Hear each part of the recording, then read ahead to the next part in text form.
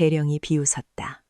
그의 목소리는 마치 독사처럼 그녀의 귓가에서 씩씩거렸다. 내 장군 오빠놈들이 널 구해줄 것 같으냐, 이 계집애야. 그의 손이 김아영의 피투성이 손목을 녹슨 화물열차 꼬리에 묶은 밧줄을 거칠게 잡아당겼다. 주변에 있던 4명의 다른 장교들이 역겨운 웃음을 터뜨렸다. 그중 한 놈이 다가와 군화발로 그녀의 배를 걷어찼다. 하는 말은 신음과 함께 아영의 몸이 접혔고 폐 속의 공기가 한 번에 터져나왔다. 대령이 그녀의 머리채를 움켜쥐며 으르렁거렸다. 그 서류뭉치 어디 있어? 말해. 그녀에게서 돌아온 것은 저항 가득한 침묵뿐이자 그는 혀를 찼다. 말 안 해? 좋아. 5분 뒤면 이 열차는 출발한다. 내 마지막 여행이 되겠지. 아마 지옥 직행일 거야. 그가 눈짓을 하자 다른 부하 한 명이 쇠 파이프를 들고 망설임 없이 그녀의 무릎을 내리쳤다. 뼈가 부서지는 소름 끼치고 건조한 소리가 울려 퍼졌다. 아영이 비명을 질렀다. 그녀의 비명은 버려진 역에 정적을 갈기갈기 찢어 놓았다. 하지만 극심한 고통 속에서도 그녀의 떨리는 손가락은 손목시계를 더듬었다. 그리고 측면에 숨겨진 작은 버튼을 힘껏 눌렀다. 그것은 비상 신호였다. 그녀의 마지막 희망이었다. 동해 고속도로를 따라 매끈한 검은색 제네시스 G90 세단 한 대가 미끄러지듯 달리고 있었다. 차체는 방금 세차한 듯 먼지 한 점 없이 빛을 반사했고 거의 소음이 없는 엔진 소리는 아스팔트를 스치는 타이어의 낮은 마찰음 속에 묻혔다. 차량의 외관과 부드러운 주행감은 성공한 사업가들의 여유로운 주말 나들이를 연상시켰다. 하지만 차 안에 앉아있는 세 남자의 분위기는 그런 평화로운 상상과는 거리가 멀었다. 운전대를 잡은 남자는 김태준, 대한민국 육군 군단장, 중장. 그의 시선은 정면의 도로에 고정되어 있었지만 그 안에는 강철 같은 의지와 산맥처럼 굳건한 책임감이 서려 있었다. 그의 옆 조수석에는 둘째인 김지훈, 사단장, 소장이 앉아 있었다. 그는 창밖으로 스쳐 지나가는 풍경을 무심하게 바라보고 있었지만 굳게 담은 입술과 미간에 잡힌 희미한 주름은 그의 날카로운 성정과 깊은 우려를 동시에 드러내고 있었다. 뒷좌석에 앉은 막내 김민우, 준장은 형들과는 달리 약간의 흥분과 기대를 감추지 못하고 있었다. 그는 들뜬 목소리로 침묵을 깼다. 형님들, 우리가 정말 이렇게 가는 게 맞습니까? 꼭 비밀 첩보 작전이라도 하는 것 같습니다. 지훈이 고개를 돌리지 않은 채 대답했다. 그의 목소리는 낮고 힘이 있었다. 그럼 군단장, 사단장, 여단장이 떴다고 온 부대에 광고라도 할까? 이건 방문이 아니라 시찰이 되어버릴 거다. 아영이가 불편해할 게 뻔해. 운전대를 잡은 태준이 나지막이 대화를 정리했다. 그의 목소리는 논쟁의 여지를 남기지 않는 무게를 지니고 있었다. 조용히 평범한 오빠들처럼 다녀오는 게 아영이에게도 좋다. 그 아이가 원했던 건 평범한 군 생활이니까. 그의 말에 민우는 입을 다물었지만 여전히 표정에는 설렘이 가득했다. 그의 손에는 아영이가 가장 좋아하는 브랜드의 화장품 세트가 들려 있었고 뒷좌석에는 지훈이 준비한 최고급 한우 세트와 태준이 고른 최신형 태블릿 PC가 놓여 있었다. 세 사람은 모두 최고급 원단으로 맞춘 말끔한 비즈니스 정장을 입고 있었다. 어깨에 딱 맞는 재킷, 흠잡을 데 없이 닦인 구두, 그리고 손목에 찬 값비싼 시계까지. 누가 보아도 그들은 대한민국 경제를 움직이는 성공한 기업가들이었다. 하지만 그 정장 아래에는 수십 년간 훈련으로 다져진 무기와도 같은 단단한 근육이 숨겨져 있었다. 그들의 어깨 위에는 눈에 보이지 않는 별들이 빛나고 있었다. 첫째, 중장 김태준의 별 3개. 둘째, 소장 김지훈의 별 2개. 그리고 막내, 준장, 김민우의 별 1개. 세 사람의 어깨에 달린 별을 합치면 모두 6개였다. 대한민국 육군 전체를 통틀어도 한 가족에게서 이 정도의 권력이 나오는 경우는 전례가 없었다. 그들은 군 내부에서 김씨네 삼형제 호랑이로 불렸다. 그들이 한번 움직이면 군 전체가 긴장했다. 포항으로 향하는 이정표가 나타나자 차 안의 분위기는 조금 더 무거워졌다. 막내 여동생 김아영. 3명의 장군 오빠를 둔 그야말로 군인 집안의 공주님이 왜 하필 가장 힘들다는 해병대에 자원 입대하겠다고 했을 때 집안이 발칵 뒤집혔었다. 오빠들의 극심한 반대에도 불구하고 아영은 자신의 뜻을 굽히지 않았다. 오빠들처럼 나라를 지키는 자랑스러운 군인이 되고 싶다는 그 한마디에 3마리의 호랑이도 결국 2손을 들고 말았다. 하지만 걱정은 늘 그림자처럼 그들을 따라다녔다. 차량이 포항 시내를 지나 해병대 사단 정문에 가까워지자 공기 자체가 바뀌는 것 같았다. 자유분방한 민간 사회의 공기는 사라지고 절도와 규율 그리고 팽팽한 긴장감이 맴도는 군대의 공기가 그 자리를 채웠다. 녹색 위장무늬가 칠해진 위병소에 다다르자 앳된 얼굴의 해병대 위병이 날카로운 눈으로 차를 막아섰다. 그는 쥐고십 세단의 위압적인 모습에도 전혀 주눅들지 않고 절도 있는 동작으로 경례를 붙이며 물었다. 면회 오셨습니까? 실례지만 신분증 제시 부탁드립니다. 늘 경례만 받던 새 장군이 이제 갓 20살을 넘겼을 법한 이병에게 깍듯하게 신분을 밝히는 모습은 낯선 광경이었다. 태준이 부드러운 사업가 톤으로 대답하며 운전면허증을 건넸다. 네, 수고 많으십니다. 김아영 이병 면회하러 왔습니다. 저희는 오빠들입니다. 위병은 신분증과 방문 기록을 꼼꼼히 대조한 후 다시 한번 절도 있게 경례했다. 확인되셨습니다. 들어가셔서 좌측 면회실 앞 주차장에 주차하시면 됩니다. 충성. 차단기가 올라가고 차는 부대 안으로 천천히 들어섰다. 위병소를 통과하는 순간 3 남자의 눈빛이 미세하게 변했다. 그들은 더 이상 사업가가 아니었다. 수십 년간 몸에 밴 장군의 시선으로 부대 곳곳을 훑었다. 연병장에서 악소리를 지르며 구르는 훈련병들의 모습, 각 잡힌 걸음으로 이동하는 병사들, 멀리서 들려오는 구령 소리와 규칙적인 군화 소리, 모든 것이 익숙한 풍경이었다. 민우가 창밖을 보며 혼잣말처럼 중얼거렸다. 우리 막내가 이런 곳에서 생활하고 있다니 아직도 실감이 안 납니다. 지훈이 짧게 대답했다. 스스로 선택한 길이다. 우린 믿어줘야지. 하지만 그의 목소리 끝에는 걱정이 짙게 배어 있었다. 마지막으로 입대한 지 얼마 안 된 아영과 통화했을 때 그녀의 목소리가 어딘지 모르게 기운이 없고 잠겨 있었던 것이 마음에 걸렸다. 단순한 훈련의 고됨 때문이라고 생각하려 했지만 불길한 예감은 쉽게 사라지지 않았다. 차는 면회실 앞 주차장에 멈춰섰다. 엔진이 꺼지자 차 안에는 다시 고요함이 찾아왔다. 태준이 먼저 차문을 열고 내렸다. 그는 하늘을 한번 올려다본 뒤 2 동생을 향해 말했다. 가자. 우리 막내가 얼마나 늠름한 해병이 되었는지 봐야지. 3 사람은 각자 준비해온 선물들을 챙겨들고 면회실 건물로 향했다. 그들의 얼굴에는 오랜만에 막내 여동생을 만난다는 설렘과 기대감이 가득했다. 그들은 자신들의 방문이 곧 이 부대 전체를 뒤흔들 거대한 폭풍의 시작이 되리라는 것을 전혀 알지 못했다. 잠시 후 마주하게 될 그들의 피를 거꾸로 솟게 만들고 이성을 마비시킬 만큼 끔찍한 현실이라는 것을. 그들은 그저 사랑하는 막내 여동생을 보러 온 평범한 오빠들일 뿐이었다. 면회실은 주말의 활기로 가득 차 있었다. 소독약 냄새와 달콤한 과자 냄새가 희미하게 섞인 공기 속에서 가족과 연인을 만난 장병들의 웃음소리가 자자하게 울려 퍼졌다. 김태준, 지훈, 민우 3형제는 창가 쪽 테이블에 자리를 잡고 앉아 있었다. 그들의 앞에는 포장해서 막 꺼낸 최고급 한우와 먹음직스러운 과일, 그리고 온갖 종류의 과자들이 산처럼 쌓여 있었다. 주변에 다른 가족들이 힐끔 쳐다볼 정도로 풍성한 상차림이었지만 3 사람의 시선은 오직 면회실 입구에만 고정되어 있었다.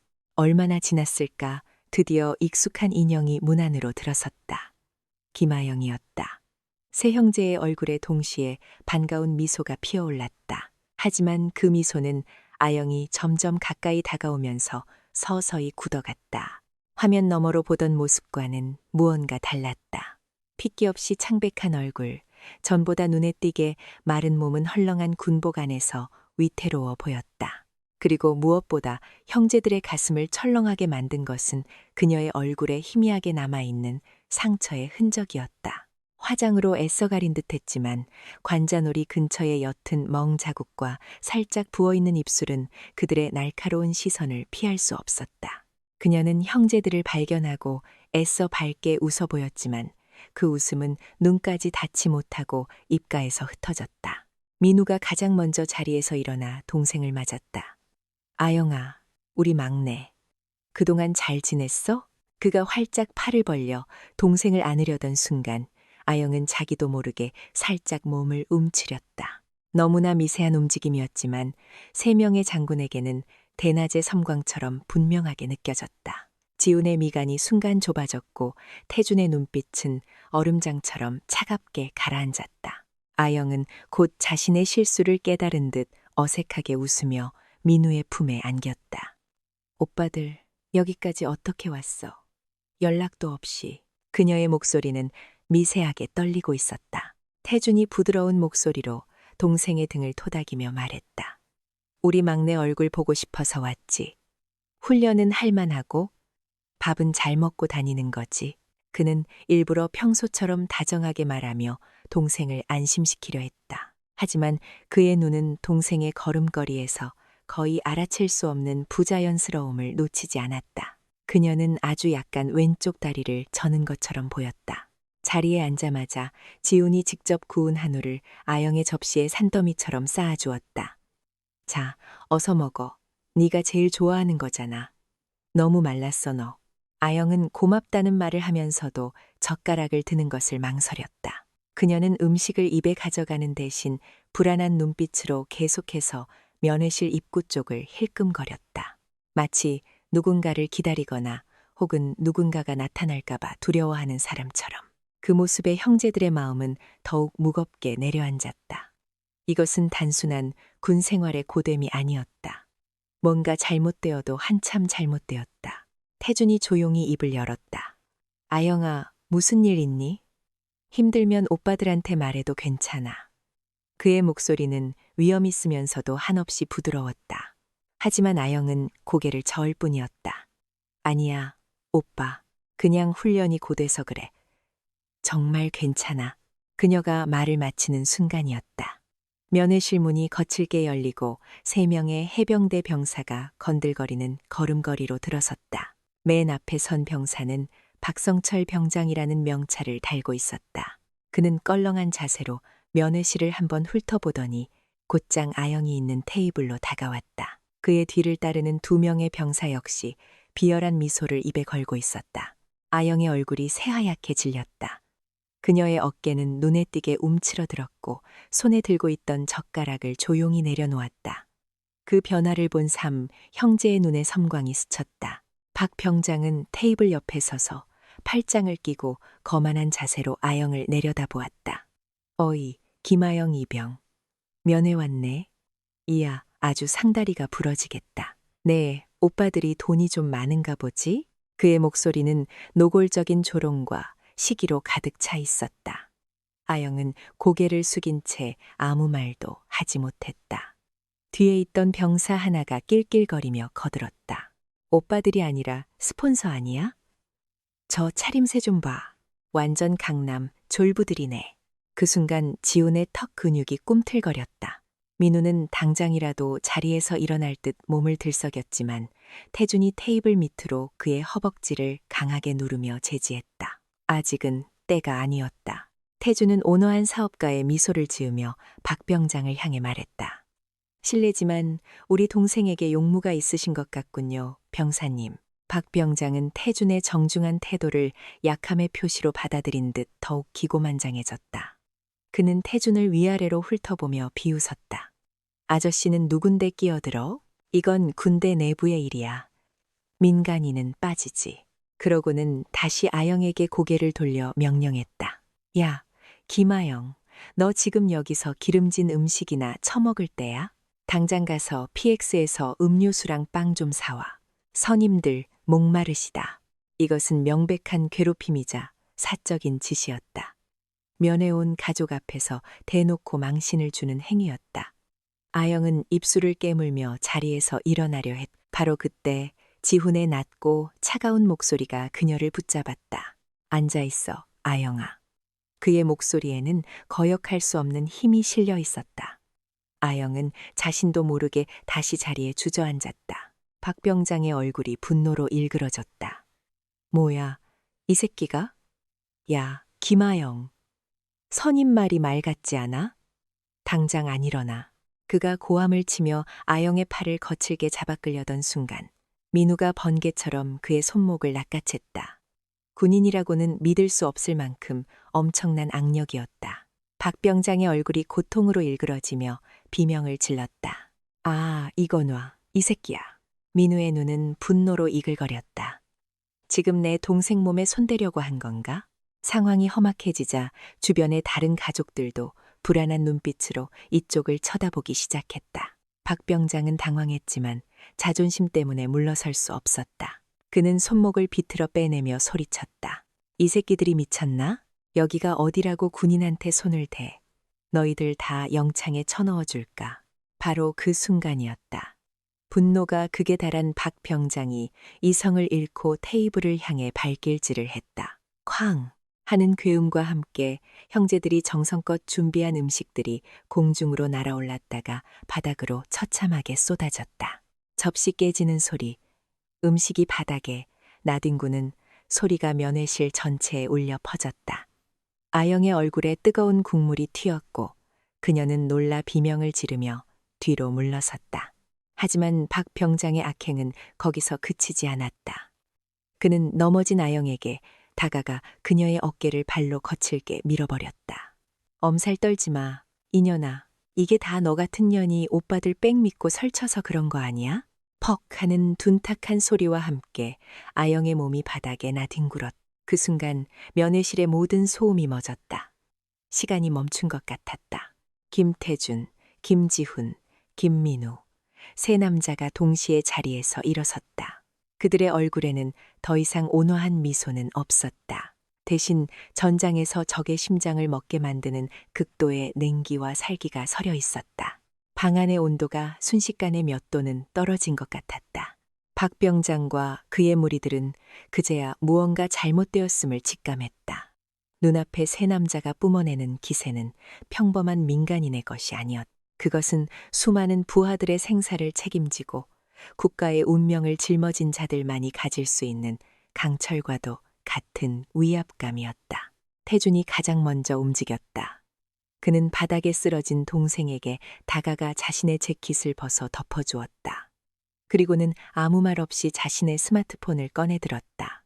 그의 손가락은 망설임 없이 단축번호 1번을 길게 눌렀다. 그 모습을 본 지훈도 자신의 스마트폰을 꺼냈다. 그의 얼굴은 감정을 읽을 수 없을 만큼 차가웠지만 눈동자는 끓어오르는 용암처럼 이글거리고 있었다. 마지막으로 민우가 비릿한 미소를 지으며 주머니에서 스마트폰을 꺼냈다. 그는 박 병장을 똑바로 쳐다보며 말했다. 이놈은 방금 아주 큰 실수를 한 거다. 박 병장은 여전히 상황 파악을 하지 못한 채 허세를 부렸다. 뭐야. 전화해서 뭐 어쩌려고. 경찰이라도 부르게?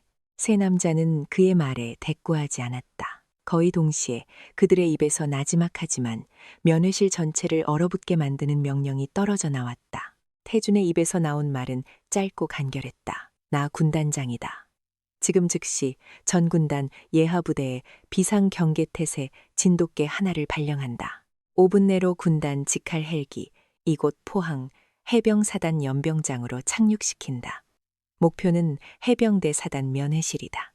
지훈의 목소리는 칼날처럼 날카로웠다. 나 사단장이다. 예하전 포병연대에 A급 비상소집을 발령한다. 모든 K구 자주포는 즉시 방열 준비를 마치고 포시는 해병사단 위병소를 지향하도록. 반복한다. 목표는 위병소다. 마지막으로 민우의 목소리는 마치 사형 선고처럼 울렸다. 나 여단장이다. 직할 특임대대 전원, 완전 무장 상태로 출동 준비. 5분 뒤 군단 헬기로 공중 강습을 실시한다. 목표 지점은 내가 서 있는 바로 이 자리다. 저항하는 모든 것은 적으로 간주하고 사살해도 좋다. 세 통의 전화가 끝났을 때 면회실에는 숨막히는 정적만이 흘렀다. 박병장과 그의 쫄병들은 얼굴이 사색이 된 채 그 자리에 얼어붙었다. 군단장, 사단장, 여단장이라는 단어들이 그들의 뇌 속에서 뒤늦게 메아리쳤다. 그들은 방금 대한민국 육군을 움직이는 3마리의 호랑이를, 그것도 가장 아픈 영린, 니군을 건드리고 말았다는 사실을 깨달았다. 하지만 후회하기에는 이미 너무 늦어 있었다. 3통의 전화가 거의 동시에 끊겼다. 면회실은 방금 전의 소란이 거짓말이었던 것처럼 기이한 정적에 휩싸였다. 시간마저 얼어붙은 듯했다. 박성철 병장과 그의 무리들은 눈앞에 3 남자를 이해할 수 없다는 표정으로 멍하니 바라보고 있었다. 그들의 머릿속에서는 군단장, 사단장, 여단장이라는 단어가 의미 없이 맴돌 뿐 현실과 연결되지 않았다. 그저 미친놈들의 허세이거나 아니면 자신들이 듣지 말아야 할 것을 들었다는 막연한 불안감만이 피어올랐다. 주변의 다른 면회객들은 공포에 질려 숨조차 제대로 쉬지 못하고 무슨 일이 벌어지고 있는지 파악하려 썼다. 김태준, 지훈, 민우 3형제는 더 이상 아무 말도 아무 행동도 하지 않았다. 그들은 마치 분노가 조각한 3개의 석상처럼 차갑고 미동도 없이 서 있었다. 하지만 그들의 침묵은 그 어떤 고함보다도 무겁게 공간을 짓눌렀다. 그들의 눈은 오직 바닥에 쓰러져 있는 막내 여동생 김아영에게만 향해 있었다. 동생의 고통스러운 신음 하나하나가 그들의 심장에 비수처럼 밝히고 이성을 태워버릴 분노의 불길에 기름을 붓고 있었다. 바로 그때였다. 아주 멀리서 희미한 소리가 들려오기 시작했다. 처음에는 마치 거대한 벌의 날갯짓 같은 낮고 일정한 소리였다. 두두두두. 면회실 안에 몇몇 사람들이 고개를 갸웃거렸다. 하지만 소리는 점점 더 커지고 명확해졌다. 그것은 하나의 소리가 아니었다. 서로 다른 고저를 가진 여러 개의 로터 소리가 중첩되어 만들어내는 불협 화음이었다. 땅바닥이 미세하게 진동하기 시작했고 창문이 덜덜 떨리며 기분 나쁜 소리를 냈다. 박병장이 불안한 듯 중얼거렸다. 뭐야? 무슨 소리야? 누군가 창밖을 향해 소리쳤다. 저것 좀 봐. 모든 사람의 시선이 창문으로 쏠렸다. 그리고 그들은 믿을 수 없는 광경을 목격했다. 맑고 푸르던 포항의 하늘을 3대의 군용 헬리콥터가 미친 듯한 속도로 찢으며 날아오고 있었다. 가장 앞선 것은 육중한 기체의 수리온 기동 헬기였고 그 양옆으로는 날렵한 코브라 공격 헬기 2대가 마치 맹수가 먹잇감을 덮치듯 호위하며 비행하고 있었다. 그것은 평범한 비행이 아니었다. 명백한 강습 비행. 고도를 급격히 낮추며 목표 지점을 향해 곧장 내리꽂는 듯한 위압적인 움직임이었다. 그리고 그 목표 지점은 의심의 여지 없이 바로 이 해병대 사단이었다. 우웅. 바로 그 순간 부대 전체에 비상 사이렌이 날카로운 비명을 지르며 울려 퍼졌다. 실제 상황을 알리는 심장을 먹게 할 만큼 요란한 경보음이었다. 부대 전체가 거대한 벌집을 쑤셔놓은 듯 순식간에 아수라장으로 변했다. 연병장에서 훈련하던 병사들이 혼비백산하여 흩어졌고 건물 안에서 뛰쳐나온 간부들이 목이 터져라 소리를 지르며 무전기를 붙잡고 외쳐댔다. 적기 출현, 적기 출현. 전 병력 즉시 대피하고 방어 태세를 갖춰라. 아니다. 아군 식별 신호다. 하지만 저건 육군 헬기다. 육군 헬기가 왜 우리 사단 상공에? 혼란은 극에 달했다. 해병대 사단 지휘 통제실은 아비규환이었다. 수십 개의 전화벨이 동시에 울리고 영문도 모르는 보고가 빗발쳤다. 육군 군단과 사단, 여단에서 동시다발적으로 비상경계 태세가 발령되었고 그들의 모든 움직임이 이곳 포항 해병대 사단을 겨냥하고 있다는 충격적인 정보가 들어왔다. 면회실 안의 사람들은 창문에 달라붙어 공포에 질린 채 밖을 내다보았다. 박병장과 그의 무리들은 이미 얼굴이 하얗게 질려 있었다. 그들의 머릿속에 방금 전 3 남자가 했던 통화 내용이 퍼즐 조각처럼 맞춰지기 시작했다. 군단 직할 헬기, 포병연대, 특임대대. 그 단어들이 이제는 섬뜩한 현실이 되어 눈앞에 펼쳐지고 있었다. 쿠구구궁. 헬리콥터 3대가 연병장 상공에 도착했다. 그들은 착륙 절차 따위는 무시했다. 거의 수직으로 하강하며 강력한 하강풍으로 연병장의 흙먼지를 거대한 폭풍처럼 일으켰다. 굉음은 귀를 찢을 듯했고 면회실 건물 전체가 지진이라도 난 것처럼 격렬하게 흔들렸다. 헬기가 땅에 닿기도 전에 연문이 열리고 완전 무장한 특임대대원들이 로프를 타고 번개처럼 지상으로 쏟아져 내렸다. 그들은 한치의 망설임도 없이 연병장을 가로질러 면회실 건물을 향해 돌진했다. 그들의 움직임은 인간이 아니라 목표물을 향해 돌진하는 흑표범대와 같았다. 쾅! 면회실 문이 안에서 잠글 새도 없이 밖에서 군화발에 의해 부서지듯 열렸다. 가장 먼저 들이닥친 것은 방탄 헬멧과 방탄조끼 그리고 K1 소총으로 무장한 특임 대대원들이었다. 그들은 순식간에 면회실 내부를 장악하고 날카로운 총구를 박병장과 그의 무리들에게 겨누었다. 움직이면 쏜다. 모두 손머리 위로 올려 박병그 장화그의 쫄병들은 비명조차 지르지 못했다. 그들의 눈앞에 시커먼 총구가 들이밀리자 다리에 힘이 풀려 그대로 바닥에 주저앉아 버렸다. 오줌을 지리는 놈도 있었다. 역한 냄새가 퍼져나갔지만 그 누구도 신경 쓸 겨를이 없었다. 특임대대원들 뒤로 땀으로 범벅이 되고 공포에 질린 얼굴의 해병대 장교들이 허겁지겁 달려들어왔다. 가장 앞장선 것은 이 부대의 작전 참모인 해병대 대령이었다. 그는 헐떡이는 숨을 고르며 외쳤다. 도대체 무슨 일입니까? 여긴 해병대 관할 구역입니다. 당신들 지금 무슨 짓을 하는?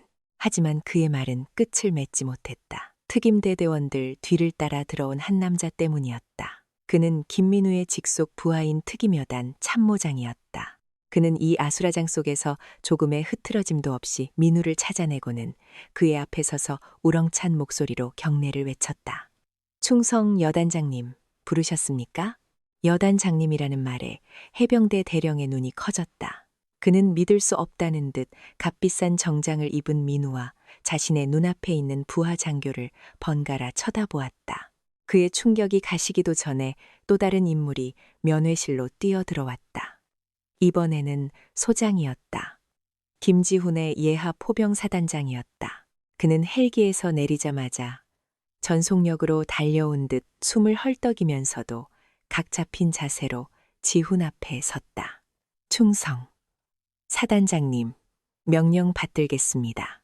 해병대 대령의 입이 떡 벌어졌다. 그의 머릿속이 하얗게 비어가는 것을 느꼈다. 여단장, 그리고 사단장, 평범한 사업가처럼 보이던 이 남자들이. 하지만 진짜 절망은 마지막에 찾아왔다. 육군 군단 작전처장인 소장이 거의 울 것 같은 얼굴로 면회실 안으로 들어왔다. 그는 주변의 아수라장은 안중에도 없다는 듯 곧장 김태준에게 달려가 거의 90도로 허리를 숙이며 외쳤다. 충성, 군단장 각하, 무슨 일이십니까? 전 부대가 뒤집혔습니다. 군단장 각하. 그 마지막 한마디는 이 상황을 종결짓는 사형 선고와도 같았다. 해병대 대령의 다리가 후들거리기 시작했다. 그는 떨리는 눈으로 세 남자를 다시 보았다. 막내의 어깨 위에는 보이지 않는 별 하나가, 둘째의 어깨 위에는 별 2개가, 그리고 첫째의 어깨 위에는 별 3개가 불타는 태양처럼 빛나고 있었다. 하나, 둘, 셋, 합이 6, 별 6개가 이 초라한 면회실 안에 강림해 있었다. 박성철 병장은 그제야 모든 것을 깨달았다. 그는 자신이 무슨 짓을 저질렀는지, 누구를 건드렸는지 깨달았다. 그의 눈앞이 캄캄해졌다. 공포가 그의 심장을 집어삼켰다. 그는 차라리 이 자리에서 총에 맞아 죽는 것이 낫다고 생각했다. 김태준이 천천히 고개를 돌려 해병대 대령을 바라보았다. 그의 목소리는 지독할 정도로 차분했지만 그 안에는 만년설보다도 차가운 분노가 서려 있었다. 귀관이 이 부대의 책임 장교인가? 해병대 대령은 거의 반사적으로 허리를 폈다. 예, 그렇습니다. 각하. 해병대 제1사단 작전참모 대령 오우입니다. 태주는 대답 대신 손가락으로 바닥에 주저앉아 오줌을 지리고 있는 박병장을 가리켰다. 저 벌레들을 당장 체포해 폭행, 협박, 상관모욕, 직권남용, 적용할 수 있는 모든 군법을 동원해서 저놈들의 군복을 벗기고 군화발로 지시겨버려라. 그의 명령은 질문도 제한도 아니었다. 그것은 거역할 수 없는 절대적인 힘을 가진 자의 선언이었다. 옆에 서 있던 지훈이 특임대장을 향해 명령했다. 이 면회실 전체를 범죄 현장으로 간주하고 즉시 폐쇄한다. 내 허락 없이는 개미새끼 한 마리도 드나들 수 없다. 모든 증거를 확보해. 마지막으로 민우가 바들바들 떨고 있는 박 병장에게 천천히 다가갔다. 그는 허리를 숙여 박 병장의 귓가에 지옥의 속삭임처럼 나직이 말했다. 네가 아까 우리가 누구냐고 물었지. 민우는 박 병장의 눈을 똑바로 들여다보며 입꼬리를 올려 비웃었다. 우리는 저 아이의 오빠들이다. 그 말을 끝으로 그는 뒤로 물러서며 헌병대에게 손짓했다. 이 쓰레기 내 눈앞에서 치워. 곧바로 들이닥친 헌병들이 박 병장과 그의 무리들을 개처럼 끌고 나갔다. 그들은 살려달라고 잘못했다고 울부짖었지만 그들의 비명은 헬리콥터의 굉음 속에 묻혀 사라졌다. 어쩔 줄 몰라 하던 해병대 간부들 역시 관리 감독 소홀에 책임을 물어 모두 연행되었다. 순식간에 면회실은 정리되었다. 압도적인 힘이 모든 것을 휩쓸고 지나간 자리에는 부서진 테이블과 바닥에 낭자한 음식물, 그리고 침묵만이 남았다. 그제야 새형제는 쓰러져 있는 아영에게 달려갔다. 태준이 조심스럽게 동생을 부축해 일으켰다. 그의 눈에는 조금 전에 살기는 온데간데 없고 오직 동생을 향한 애끓는 걱정과 미안함만이 가득했다. 아영아, 괜찮아? 많이 놀랐지? 오빠들이 너무 늦게 와서 미안하다.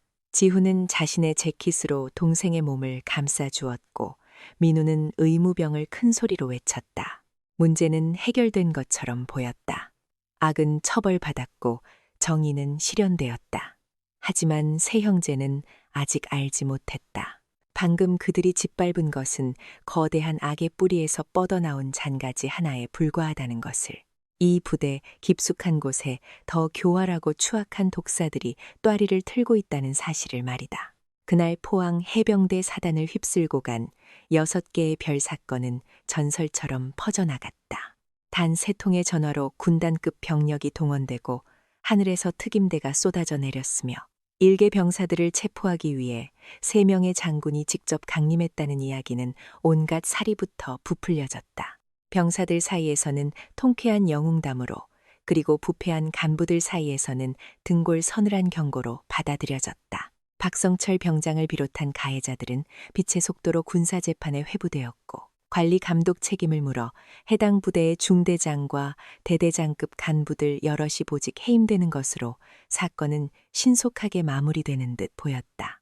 김하영은 곧바로 최고 시설을 갖춘 국군 수도병원 1인실에 입원했다. 겉으로 드러난 타박상과 찰과상 외에도 정밀 검사 결과 갈비뼈에 실금이가 있고 가벼운 뇌진탕 증세가 있다는 진단이 나왔다. 하지만 육체적인 상처보다 더 깊은 것은 정신적인 충격이었다.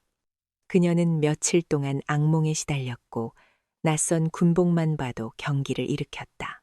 세 형제는 군단장, 사단장, 여단장이라는 직책을 잠시 내려놓고 오직 동생을 돌보는 오빠의 역할에만 충실했다. 그들은 번갈아가며 병실을 지켰고 아영이 안정을 되찾을 수 있도록 최선을 다했다. 사건 발생 일주일 후 김태준은 자신의 군단장실에서 초기 조사 결과 보고서를 받아들었다. 보고서는 해병대, 헌병대에서 작성하여 육군본부로 이첩된 것이었다. 그는 소파에 깊숙이 몸을 묻은 채 날카로운 눈으로 서류를 한 장 한 장 넘겼다.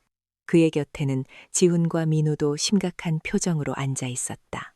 보고서의 내용은 예상했던 바와 크게 다르지 않았다. 박성철 병장의 주도하에 이루어진 상습적인 괴롭힘과 폭행, 다른 병사들의 묵인과 방조, 그리고 간부들의 관리 감독, 소홀, 모든 것이 명확해 보였다. 가해자들은 모든 혐의를 시인했고 목격자들의 진술도 일치했다. 사건은 단순한 부대 내 가혹 행위로 종결될 것처럼 보였다. 하지만 김태준의 미간은 점점 더 깊게 패어갔다. 그의 수십 년 군 생활에서 단련된 직감은 이 보고서가 어딘가 부자연스럽다고 경고하고 있었다. 모든 것이 너무나 깔끔했다. 마치 잘 짜인 각본처럼 사건의 범위가 박성철 병장과 그 무리 그리고 하급 간부 몇 명의 책임으로 완벽하게 한정되어 있었다. 태준이 서류에서 눈을 떼고 동생들을 바라보았다. 뭔가 이상하다. 지훈이 즉시 동의했다. 저도 그렇게 생각합니다, 형님.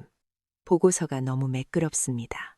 아영이가 겪은 일은 단순히 한두 달 사이에 벌어진 일이 아닙니다. 입대 초기부터 지속적인 괴롭힘이 있었던 것 같은데 어떻게 이 지경이 되도록 대대장급 이상 지휘관들은 아무것도 몰랐다는 게 말이 됩니까? 민우가 분을 사귀지 못하는 목소리로 거들었다. 그놈들 말로는 병사들 사이에 사소한 다툼으로 인지하고 있었다고 합니다. 사소한 다툼 때문에 제 동생이 갈비뼈에 금이 가고 면회 온 가족 앞에서 발길질을 당했단 말입니까? 태주는 다시 보고서로 시선을 돌렸다. 그는 목격자 진술 파트를 다시 한번 꼼꼼히 읽어내려갔다.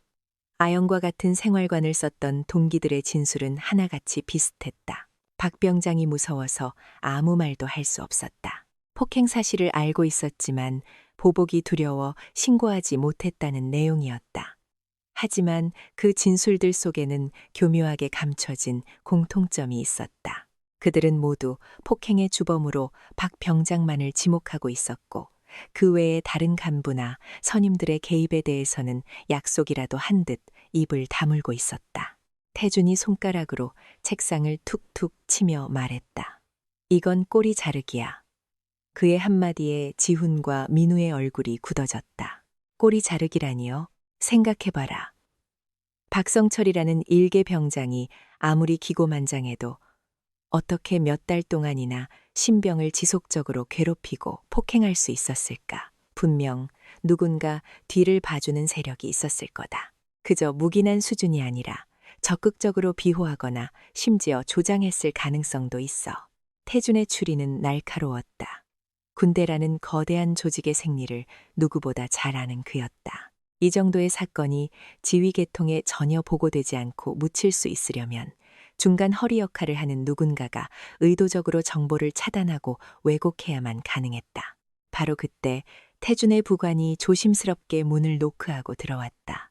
그의 손에는 새로운 보고서가 들려 있었다. 군단장님, 지시하신 대로 이번 사건과 관련하여 해당 해병대 부대의 과거 징계 기록 및 사건 사고 보고서를 모두 검토했습니다. 특이점이 발견되었습니다.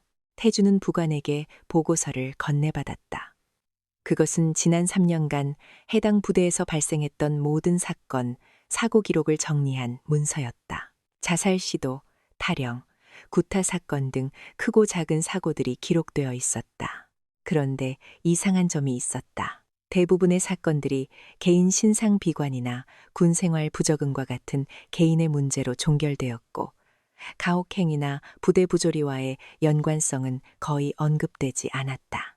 특히 특정 간부들이 지휘관으로 있었던 시기에 사건들이 집중적으로 발생했지만 그들은 단 한 번도 징계위원회에 회부된 적이 없었다. 오히려 우수 지휘관으로 표창을 받은 기록까지 있었다. 지훈이 그 명단을 보며 인상을 썼다. 이대령 놈. 저랑 같이 합동군사대학 교육받았던 놈입니다. 그때도 말이 많았습니다. 부하들 갈취해서 자기 실적 포장하고 윗선의 아부에서 진급하는 데만 혈안이 된 인간이라고. 명단에는 5명의 장교 이름이 유독 자주 등장했다. 대령 1명, 중령 2명, 그리고 소령 2명. 그들은 지난 몇 년간 교묘하게 자리를 옮겨가며 해당 부대의 핵심 보직을 독차지하고 있었다. 마치 거미줄처럼 얽혀있는 보이지 않는 권력 집단이었다. 민우가 분노에 찬 목소리로 말했다. 이놈들이 몸통이군요.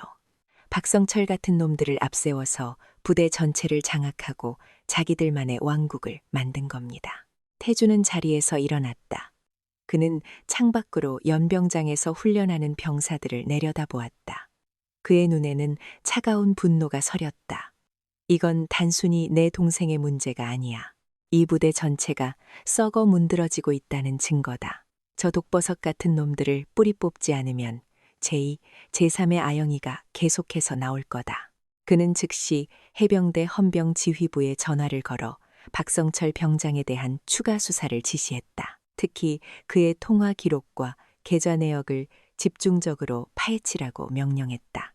또한 사건의 목격자였던 병사들을 육군 헌병대로 이첩시켜 안전이 보장된 상태에서 재조사를 실시하라고 지시했다. 압력과 회유가 없는 상태라면 분명 진실이 드러날 것이라고 확신했다. 하지만 그들의 반격은 생각보다 훨씬 더 교활하고 신속했다. 며칠 후 사건의 핵심 목격자 중 한 명이었던 병사가 갑자기 모든 진술을 번복했다. 그는 자신이 김아영 이병을 질투해서 거짓말을 했으며 박성철 병장은 억울한 누명을 쓴 것이라고 주장했다. 심지어 그의 부모가 직접 부대로 찾아와 아들을 다른 부대로 전출시켜 달라고 눈물로 호소하는 소동까지 벌어졌다. 다른 목격자들 역시 하나둘씩 입을 닫기 시작했다. 누군가 그들과 그들의 가족에게 협박을 가하고 있다는 명백한 증거였다. 박성철 병장의 변호사는 정식으로 재심을 청구했고 수사는 원점으로 돌아갈 위기에 처했다. 보이지 않는 손이 사건 전체를 뒤에서 조종하며 진실을 은폐하고 있었다. 그들은 군법과 규정의 허점을 교묘하게 파고들며 새 장군의 막강한 권력마저 무력화시키려고 하고 있었다. 어느 날 저녁, 병실에서 잠든 아영의 곁을 지키던 지훈에게 익명의 전화 한 통이 걸려왔다. 발신자 표시 제한이었다. 김지훈 소장님이십니까? 수화기 너머에서는 잔뜩 겁에 질린 어린 병사의 목소리가 들려왔다. 누군가 용건만 간단히 해라. 저는 김아영 이병과 동기입니다. 더 이상은 무서워서 못 참겠습니다. 지금 부대에서는 오인회, 오랜 우이라고 불리는 분들이 모든 것을 통제하고 있습니다. 그분들 허락 없이는 아무도 진실을 말할 수 없습니다. 박성철 병장도 그분들의 개일 뿐입니다.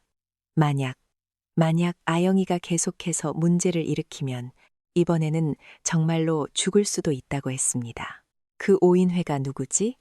이름을 말해봐. 그건 으악. 수화기 너머에서 짧은 비명과 함께 무언가 부딪히는 둔탁한 소리가 들려왔다. 그리고 전화는 그대로 끊겼다. 지훈은 몇 번이고 다시 전화를 걸었지만 신호는 가지 않았다. 그는 주먹을 불끈 쥐었다. 이가 갈릴 정도의 분노가 치밀어 올랐다. 적들은 생각보다 훨씬 더 깊숙한 곳에 뿌리내리고 있었고 그들은 이제 단순한 은폐를 넘어 노골적인 협박과 폭력까지 동원하고 있었다. 이대로라면 아영이의 안전마저 보장할 수 없었다. 지훈은 즉시 태준과 민우에게 연락했다. 상황의 심각성을 공유받은 세 형제는 그날 밤 긴급히 다시 모였다. 그들의 얼굴에는 이전과는 비교할 수 없는 비장함이 감돌았다. 태준이 무거운 입을 열었다. 이제 합법적인 절차만으로는 저놈들을 잡을 수 없다. 저놈들은 법을 비웃고 있어. 그렇다면 우리도 우리의 방식으로 싸워야 한다. 민우가 결심한 듯 말했다. 덫을 놓아야 합니다. 저놈들이 스스로 걸어 들어올 덫을요. 지훈이 마지막으로 대화의 마침표를 찍었다. 그의 눈빛은 어둠 속에서도 형형하게 빛나고 있었다. 그래, 그리고 그 미끼는 우리가 아닌 아영이가 되어야 한다. 그들의 계획은 위험했다. 사랑하는 막내 동생을 다시 한번 위험 속으로 밀어 넣어야 하는 뼈를 깎는 결정이었다. 하지만 썩은 뿌리를 완전히 도려내기 위해서는 그들 스스로 독버섯의 심장부로 걸어 들어가는 수밖에 없었다. 이제 전쟁은 새로운 국면으로 접어들고 있었다. 국군 수도병원 특실의 창문으로 아침 햇살이 부드럽게 쏟아져 들어왔다. 김아영은 침대에 걸터앉아 창밖의 평화로운 풍경을 멍하니 바라보고 있었다. 지난 몇 주간의 일들은 마치 끔찍한 악몽과도 같았다. 몸의 상처는 대부분 아물었지만 마음속 깊이 새겨진 공포와 무력감의 흉터는 여전히 생생했다. 그녀의 앞에는 3명의 오빠들이 무거운 표정으로 서 있었다. 김태준이 먼저 침묵을 깼다. 그의 목소리는 평소보다 몇 톤은 낮게 가라앉아 있었다. 아영아, 군생활 많이 힘들지. 이제 그만두고 싶다면 그래도 괜찮다. 오빠들이 전부 책임지고 해결할게. 그의 말은 진심이었다. 사랑하는 막내 동생이 겪은 끔찍한 고통을 생각하면 당장이라도 군복을 벗겨 집으로 데려가고 싶었다. 하지만 아영은 천천히 고개를 저었다. 그녀의 눈빛은 공포로 흔들리고 있었지만 그보다 더 깊은 곳에는 꺾이지 않는 무언가가 자리 잡고 있었다. 아니, 오빠, 나 이렇게 도망치고 싶지 않아. 그녀의 대답에 세 형제는 서로의 얼굴을 말없이 쳐다보았다. 그들은 이미 동생의 성격을 잘 알고 있었다. 겉으로는 여리고 약해 보여도 그 속에는 자신들과 똑같은 강인함과 정의감이 흐르고 있다는 것을 지훈이 조심스럽게 물었다. 하지만 상황이 좋지 않아. 네가 생각하는 것보다 훨씬 더. 그놈들은 단순한 불량배들이 아니야. 부대 깊숙이 뿌리내린 거대한 악성 종양이다. 우리가 손을 쓰려 할수록 그들은 더 교묘하게 빠져나가고 있어. 그때 침묵을 지키고 있던 아영이 결심한 듯 입을 열었다. 그래서 내가 필요하잖아. 그 한마디에 병실 안의 공기가 멈췄다. 세 명의 장군은 순간 자신의 귀를 의심했다. 방금 전까지 악몽에 시달리며 겁에 질려 있던 막내 동생의 입에서 나온 말이라고는 믿기지 않았다. 아영은 떨리는 손을 꽉 움켜쥐며 말을 이었다. 목소리는 아직 불안정했지만 단어 하나하나에 의지가 실려 있었다. 그 사람들은 오빠들을 경계하고 있겠지. 밖에서는 아무리 애를 써도 증거를 찾기 힘들 거야. 하지만 만약 내가 다시 그 부대로 돌아간다면 그들 바로 옆에서 가장 경계심 없는 곳에서라면 무언가를 찾을 수 있지 않을까. 민우가 경악하며 소리쳤다. 안 돼, 절대 안 된다. 널 어떻게 다시 그 늑대 소굴로 보낸단 말이냐. 그것은 다른 두 형의 마음이기도 했다. 동생을 미끼로 삼는다는 위험한 계획은 그들 사이에서만 오갔을 뿐 차마 아영의 입을 통해 직접 듣게 될 줄은 상상도 하지 못했다. 하지만 아영의 눈빛은 단호했다. 나를 위해서가 아니야. 나처럼 당하고도 아무 말 못하고 있을 다른 사람들을 위해서야. 오빠들 기억나? 내가 왜 해병대에 가고 싶어 했는지. 오빠들처럼 나라를 지키는 자랑스러운 군인이 되고 싶다고 했잖아. 그런데 지금 내 동기들은 나라를 지키는 게 아니라 부대 안의 괴물들로부터 자기 자신을 지키는 데 급급해. 이게 내가 원했던 군대의 모습은 아니야. 그녀의 말은 세 형제의 심장을 날카롭게 파고들었다. 그들은 동생의 얼굴에서 자신들의 젊은 시절, 정의감에 불타 군인의 길을 처음 선택했던 그 순간의 모습을 보았다. 결국 태준이 무겁게 입을 열었다. 네가 하겠다는 일이 얼마나 위험한지 알고 있니? 오빠들이 곁에 있어줄 수 없어. 넌 완전히 혼자 싸워야 해. 만약 발각된다면 무슨 일이 벌어질지 상상할 수 없다. 알아. 하지만 오빠들이 뒤에 있잖아. 난 혼자가 아니야. 아영의 대답은 흔들림이 없었다. 그날 밤 병실에서는 길고 진지한 대화가 이어졌다. 세 명의 베테랑 장군은 자신들이 가진 모든 전략과 정보, 그리고 첩보 기술을 동생에게 쏟아부었다. 그리고 마침내 대한민국 군 역사상 가장 위험하고 은밀한 작전, 판도라 리스트가 시작되었다. 며칠 후 군 내부에는 공식적인 발표가 내려왔다. 김하영 이병 폭행 사건은 가해자들의 처벌과 지휘관들의 문책으로 종결되었다. 김하영 이병은 심리적 안정과 보호를 위해 기존 전투부대에서 비교적 안전한 여단 본부 행정반으로 보직이 변경되었다.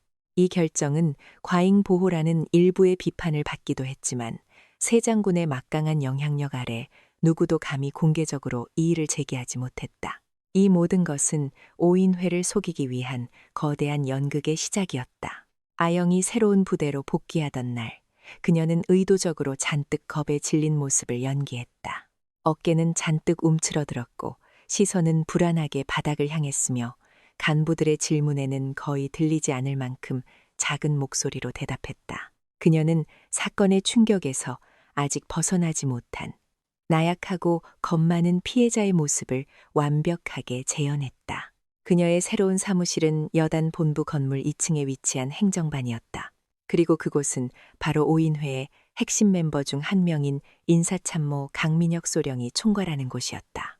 강 소령은 겉으로는 온화한 미소와 신사적인 태도를 유지했지만 그의 눈빛은 뱀처럼 차갑고 계산적이었다. 그는 아영에게 친절하게 업무를 설명해 주면서도 그녀의 일거수일투족을 날카롭게 관찰하고 있었다. 김이병, 앞으로 여기서 일하게 될 거야. 힘든 일은 없을 테니 걱정 말고 필요한 거 있으면 언제든지 나에게 말하도록. 네, 알겠습니다. 아영은 고개를 숙인 채 대답했다. 그녀의 연기는 완벽했다. 강소령은 며칠간 그녀를 지켜본 후 마침내 그녀가 더 이상 위협이 되지 않는 망가진 장난감이라고 판단한 듯 경계를 풀기 시작했다. 이제부터가 진짜 시작이었다. 아영은 오빠들이 알려준 대로 철저하게 자신의 존재감을 지웠다. 그녀는 유령처럼 조용히 움직였다. 맡겨진 서류 정리와 복사, 커피 타기 같은 잡무를 묵묵히 수행하며 사무실의 모든 소리와 움직임에 귀를 기울였다. 그녀는 누구와도 깊은 대화를 나누지 않았고 항상 슬프고 우울한 표정을 유지했다. 그녀의 이런 모습은 주변 사람들의 동정심을 자아내는 동시에 경계심을 완전히 허물게 만들었다. 작전의 첫 번째 목표는 오인회의 대화 내용을 도청하는 것이었다. 오빠들이 비밀리에 구해준 머리핀처럼 생긴 초소형 녹음 장치를 이용해야 했다. 아영은 강소령이 자리를 비운 틈을 타 그의 책상 밑 가장 은밀한 곳에 녹음기를 부착하는 데 성공했다. 심장이 터질 듯이 뛰었지만 그녀의 손은 떨리지 않았다. 며칠 후 첫 번째 수확이 있었다. 녹음 파일에는 강소령이 누군가와 통화하는 내용이 담겨 있었다. 예, 대령님. 그 계집애는 지금 제 옆에서 죽은 듯이 일만 하고 있습니다. 완전히 맛이 갔더군요. 걱정 안 하셔도 됩니다. 예, 그거는 이미 처리했습니다. 이번 달 상납금은 저번에 말씀드린 계좌로. 예, 알겠습니다. 충성, 대령님, 상납금. 결정적인 단서였다. 아영은 즉시 암호화된 메시지로 오빠들에게 이 사실을 알렸다. 태주는 군 내부 정보망을 통해 통화 시간대에 강소령과 통화한 인물이 오인회의 수장으로 추정되는 작전 참모 박성진 대령이라는 사실을 확인했다. 이제 그들의 자금 흐름을 추적해야 했다. 아영은 새로운 임무를 받았다. 강소령의 컴퓨터에 접근하여 그가 언급한 계좌에 대한 정보를 빼내는 것이었다. 이것은 도청보다 훨씬 더 위험한 임무였다. 발각되는 순간 모든 것이 끝장이었다. 아영은 기회를 엿보았다. 어느 날 저녁, 강소령이 부대 회식으로 자리를 비운다는 정보를 입수했다. 사무실에는 아영과 당직 근무를 서는 하사 한 명만이 남아 있었다. 아영은 미리 준비한 배탈을 유발하는 약을 몰래 당직 하사의 커피에 탔다. 잠시 후 당직 하사는 배를 움켜쥐고 화장실로 달려갔다. 주어진 시간은 단 10분. 아영은 강소령의 자리로 달려갔다. 심장이 미친 듯이 요동쳤다. 그녀는 오빠가 알려준 대로 아주 작은 USB 해킹 장치를 컴퓨터 본체 뒷면에 꽂았다. 화면에 수많은 코드들이 폭포수처럼 흘러내리기 시작했다.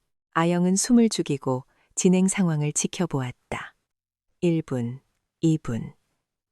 시간이 영원처럼 느껴졌다. 마침내 완료라는 메시지가 화면에 떴다. 아영은 재빨리 USB를 뽑아 주머니에 숨기고 자신의 자리로 돌아왔다. 그녀가 자리에 앉는 순간 당직 하사가 얼굴이 하얘진 채 화장실에서 돌아왔다. 모든 것이 완벽한 타이밍이었다. 그날 밤 아영이 빼돌린 데이터는 오빠들에게 전송되었다. 그 안에는 충격적인 내용이 담겨 있었다. 오인회는 지난 몇 년간 부대 납품비리, 인사청탁, 심지어 부하들의 월급을 갈취하여 거액의 비자금을 조성하고 있었다.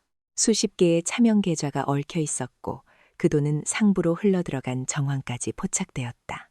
하지만 이것만으로는 부족했다. 이것은 단순한 비리 사건으로 끝날 수 있었다. 그들의 폭력성과 비인간적인 행위를 증명할 결정적인 증거가 필요했다. 박성철 병장처럼 그들이 직접 부하들을 폭행하고 괴롭혔다는 증거 말이다. 아영은 그 증거가 어디에 있을지 짐작 가는 곳이 있었다. 강소령은 가끔씩 늦은 밤 사무실 옆에 있는 낡은 창고로 들어가는 것을 몇 번 목격했다. 그곳은 일반 병사들의 출입이 금지된 곳이었다. 아영은 직감했다. 그 안에 모든 비밀이 숨겨져 있을 것이라고.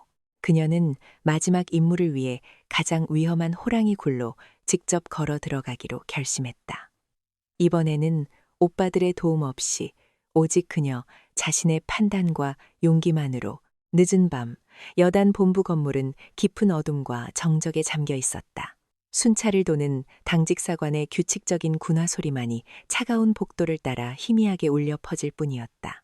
김아영은 행정반 사무실 구석, 자신의 책상에 웅크린 채 숨을 죽이고 있었다.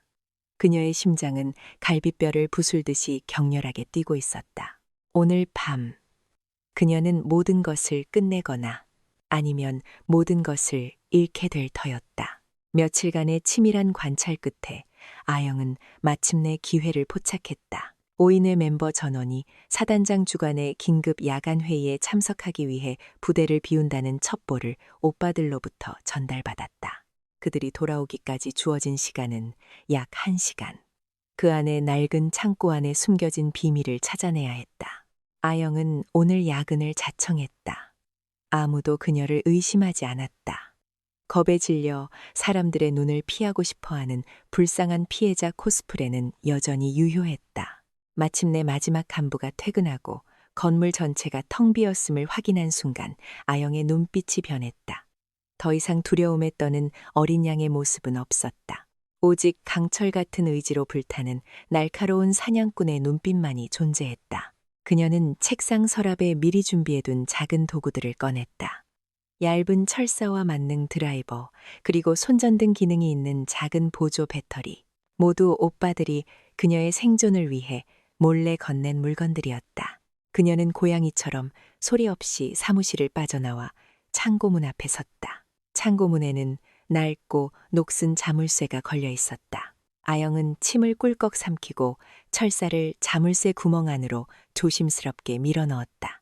오빠에게 수십 번이나 영상으로 배웠던 기술이었다. 덜컥덜컥 금속이 부딪히는 소리가 고요한 복도에서 유난히 크게 들리는 것 같아 심장이 철렁 내려앉았다. 몇 번의 실패 끝에 마침내 딸깍하는 경쾌한 소리와 함께 자물쇠가 풀렸다. 아영은 조심스럽게 문을 열고 안으로 들어갔다. 문을 닫자마자 그녀는 완전한 어둠과 마주했다. 코를 찌르는 퀴퀴한 먼지 냄새와 오래된 종이 냄새가 폐부 깊숙이 스며들었다.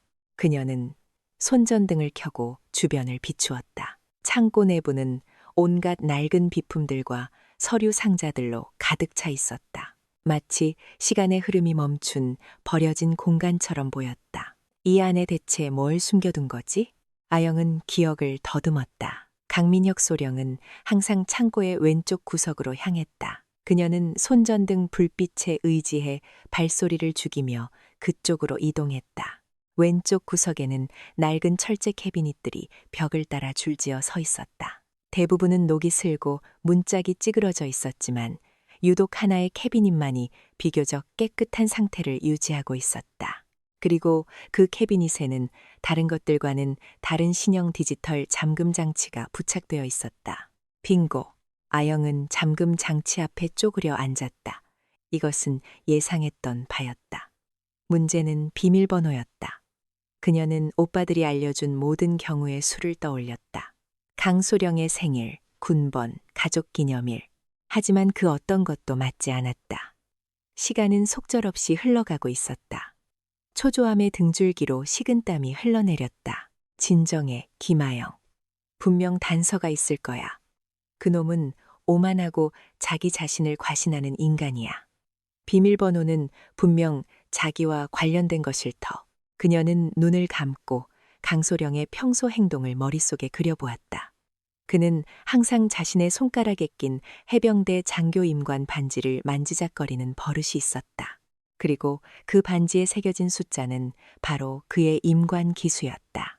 설마 아영은 떨리는 손으로 잠금 장치에 4자리 숫자를 입력했다. 강민혁 소령의 해병대 사관 후보생 기수. 띠리릭 경쾌한 전자음과 함께 잠금 장치가 풀렸다는 녹색 불빛이 들어왔다. 아영은 환희의 비명을 지를 뻔한 것을 간신히 참았다. 그녀가 캐비닛 문을 열었을 때 그 안에서 나온 것은 예상했던 비자금 장부나 뇌물 리스트가 아니었다. 대신 두툼한 서류철 하나가 덩그러니 놓여 있었다. 서류철의 표지에는 아무것도 쓰여 있지 않았다. 호기심과 불안감이 뒤섞인 채 그녀는 서류철을 꺼내 첫 장을 넘겼다. 그리고 그녀는 숨을 멈췄다. 첫 페이지에는 낯익은 이름이 적혀 있었다. 김아영 이병. 그리고 그 아래에는 그녀의 입대일, 신체 정보, 가족 관계 등 개인 정보가 상세히 기록되어 있었다. 특히 가족 특이 사항란에는 친오빠 3명, 모두 현역 장군이라고 붉은색 글씨로 강조 표시까지 되어 있었다. 온몸에 소름이 돋았다. 이것은 단순한 인사기록 카드가 아니었다. 그들은 처음부터 그녀의 배경을 모두 파악하고 있었던 것이다. 아영은 떨리는 손으로 다음 장을 넘겼다. 그곳에는 박성철 병장이 그녀를 괴롭히고 폭행했던 날짜와 내용이 마치 일지처럼 상세하게 기록되어 있었다. 그리고 각 항목의 끝에는 강민혁 소령의 것으로 보이는 사인과 함께 평가가 적혀 있었다. 정신적 압박 단계, 양호, 육체적 고통 수위, 목표치, 도달, 가족에 대한 불만 표출, 유도, 실패. 이것은 괴롭힘이 아니었다. 그것은 실험이었다.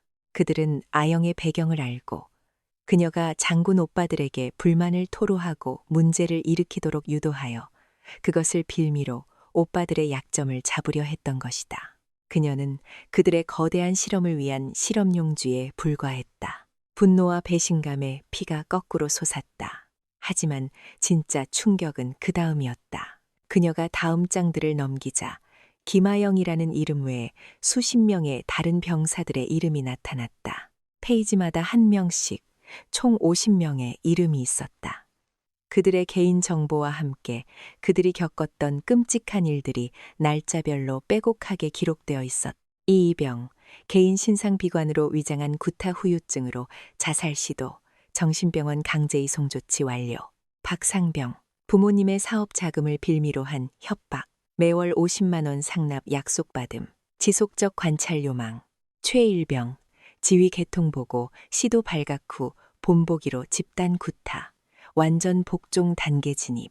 그것은 단순한 비리 장부가 아니었다. 그것은 오인회라는 괴물이 지난 몇 년간 수십 명의 젊은이들의 영혼을 어떻게 짓밟고 파괴했는지를 기록한 악마의 일지였다. 그들은 병사들의 약점을 파고들어 돈을 갈취하고 폭력으로 복종시켰으며 저항하는 자는 철저하게 파괴하여 부대에서 지워버렸다. 보고서에 개인 문제로 기록되었던 수많은 사건들의 추악한 진실이 바로 이 서류철 안에 담겨 있었다. 이것은 판도라의 상자였다. 대한민국군의 가장 어두운 치부를 담고 있는. 아영은 서류철을 든 채 부들부들 떨었다. 이것은 더 이상 개인적인 복수의 문제가 아니었다. 이름도 얼굴도 모르는 자신과 같은 고통을 겪었던 50명의 영혼이 그녀의 손에 들려 있었다. 그녀는 이 진실을 세상 밖으로 꺼내야만 했다. 아영은 서류철을 자신의 군복상의 안에 깊이 숨겼다. 그리고 캐비닛을 원래대로 잠그고 창고, 문을 닫고 자물쇠를 다시 채웠다. 모든 것을 원래 상태로 되돌려 놓았다. 이제 남은 것은 이곳을 빠져나가는 것뿐이었다. 그녀가 막 사무실로 돌아와 안도의 한숨을 내쉬려던 바로 그 순간이었다. 복도 저편에서 여러 명의 군화 소리와 함께 나직한 대화 소리가 들려왔다. 아, 회의가 생각보다 일찍 끝났군. 커피나 한잔하고 들어갈까? 강민혁 소령의 목소리였다.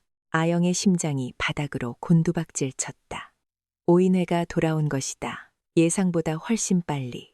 사무실은 외길이었다. 그들이 복도를 지나 사무실로 들어오는 순간 그녀는 꼼짝없이 마주치게 된다. 그리고 그녀의 품속에는 그들의 모든 죄악이 담긴 판도라의 상자가 있었다. 발각되면 그녀는 결코 살아서 이곳을 나가지 못할 것이다. 복도 저편에서 들려오는 군화 소리는 마치 사형 집행을 알리는 북소리처럼 김아영의 심장을 쿵쿵 울렸다. 강민혁 소령과 오인회의 목소리가 점점 더 가까워지고 있었다. 망설일 시간은 단 1초도 없었다. 이 자리에서 잡히는 것은 곧 죽음이었다. 그녀의 뇌는 생존 본능으로 미친 듯이 회전했다. 정문은 막혔다. 그렇다면 남은 길은 단 하나뿐이었다. 창문.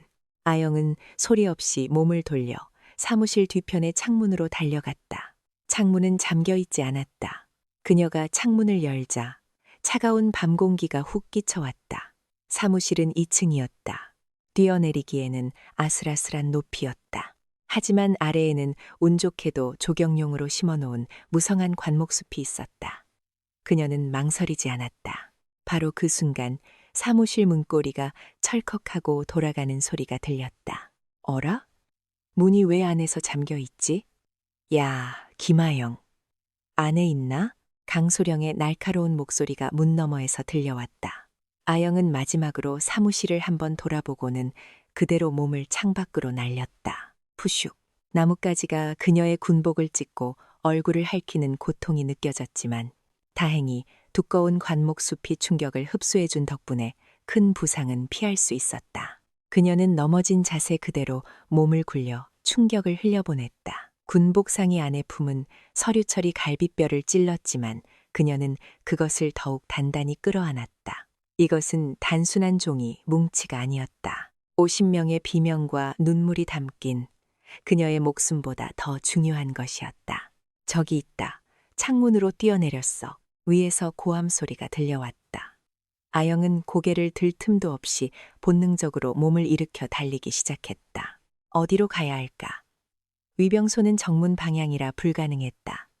부대 후문은 너무 멀었다. 머릿속에 오빠들이 보여주었던 부대 지도가 스쳐 지나갔다. 그리고 하나의 장소가 떠올랐다. 폐쇄된 군용 화물역, 부대 동쪽 끝, 인적이 끊긴 곳에 위치한 낡은 철도역이었다. 그곳은 통신 신호가 겨우 잡히는 음영지역이지만 반대로 말하면 외부와 연락할 수 있는 유일한 희망이었다. 오빠들은 만약의 사태를 대비해 그곳을 비상 탈출 지점으로 지정해 주었다. 그리고 그녀의 손목시계에는 단 한 번 사용할 수 있는 비상 GPS 신호 발신 기능이 내장되어 있었다. 그곳까지만 가면 살 수 있다. 아영은 어둠을 뚫고 미친 듯이 달렸다. 폐가 터질 것 같았고 발목은 욱신거렸지만 멈출 수 없었다. 뒤에서는 여러 명의 군화 소리가 땅을 울리며 맹렬하게 따라붙고 있었다. 거기서 이년아, 서지 않으면 쏴버린다. 박성진 대령의 악에 바친 목소리가 어둠 속에서 울려 퍼졌다. 하지만 아영은 그의 협박이 허세라는 것을 알았다. 부대 안에서 총성이 울리면 그들 역시 끝장이었다. 그들은 자신을 조용히 흔적도 없이 처리하고 싶을 것이다. 그 사실이 역설적으로 아영에게 작은 희망을 주었다. 그녀는 연병장을 가로질러 달렸다. 텅 빈 공간은 몸을 숨길 곳 하나 없었지만 동시에 가장 빠른 지름길이기도 했다. 달빛이 희미하게 그녀의 움직이는 실루엣을 비추었고 그것은 추격자들에게 더할 나위 없는 표적이 되었다. 젠장, 저쪽이다. 양쪽으로 포위해. 오인회 멤버들은 짐승처럼 사방으로 흩어져 포위망을 좁혀왔다. 그들은 현역 장교들이었다. 그것도 부대 내의 핵심 보직을 맡은 엘리트들이었다. 체력과 속도에서 아영은 상대가 되지 않았다. 점점 거리가 좁혀지는 것이 느껴졌다. 등 뒤에서 들려오는 거친 숨소리가 바로 귓가에 들리는 듯했다. 아영은 방향을 틀어 보급 창고들이 늘어선 지역으로 뛰어들었다. 거대한 컨테이너 박스와 건물들이 미로처럼 얽혀 있어 몸을 숨기기에는 최적의 장소였다. 그녀는 어둠 속에서 컨테이너와 컨테이너 사이의 좁은 틈으로 몸을 날렸다. 거친 철판의 옆구리가 긁혀 쓰라린 통증이 느껴졌지만 신음소리를 낼 여유조차 없었다. 이쪽으로 갔다. 놓치지 마. 그들의 목소리는 바로 옆에서 들려왔다. 아영은 거대한 컨테이너 뒤에 몸을 숨기고 숨을 죽였다. 제발 그냥 지나가줘. 그녀의 심장 소리가 너무 커서 들킬 것만 같았다. 군화 소리가 점점 가까워지더니 그녀가 숨은 컨테이너 바로 앞에서 멈췄다. 아영은 눈을 질끈 감았다. 이쪽엔 없는 것 같다. 다른 쪽을 찾아봐. 다행히 그들은 다른 방향으로 흩어졌다. 아영은 안도의 한숨을 내쉬며 주저앉을 뻔한 것을 간신히 참았다. 하지만 위기는 끝나지 않았다. 그들은 곧 이 지역 전체를 샅샅이 뒤질 것이다. 그녀는 다시 일어나 고양이처럼 발소리를 죽여 미로 같은 창고지대를 빠져나갔다. 창고지대를 벗어나자 눈앞에 부대 외곽을 둘러싼 철조망이 나타났다.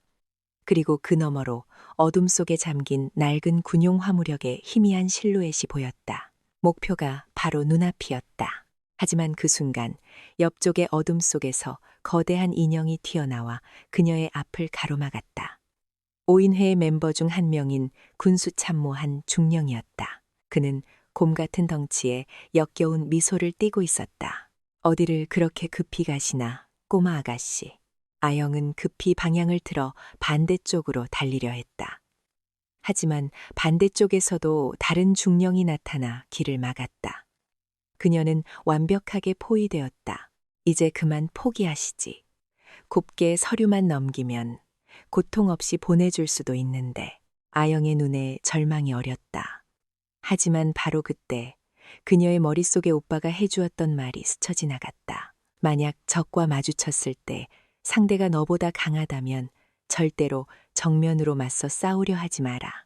대신 그들의 가장 약한 곳을 노려라.